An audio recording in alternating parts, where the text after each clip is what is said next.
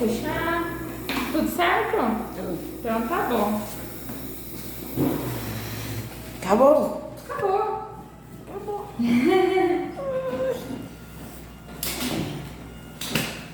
É que eram bem grandes, tá? Essas restaurações, Michel. Aí tem um dentinho que a restauração era um pouquinho mais profunda, tá? Aí eu fiz um curativinho embaixo. Se você vier sentir dor nesse dente, avisa, tá bom? Tá bom.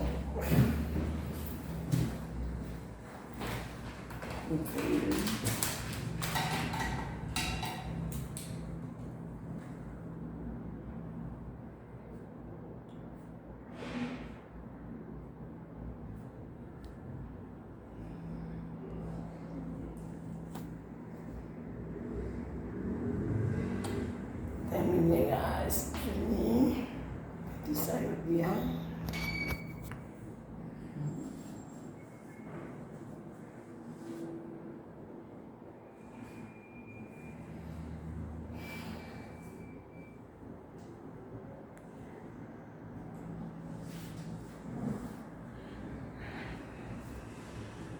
Comer mais sempre, vale?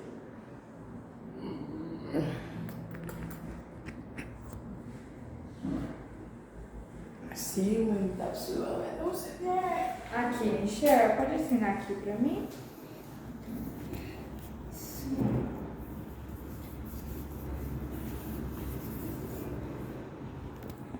Certinho. Tá bom, obrigado. Obrigada a você. Abre.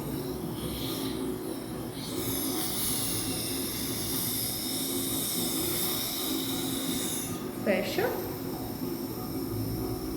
Abre. Fecha. Abre.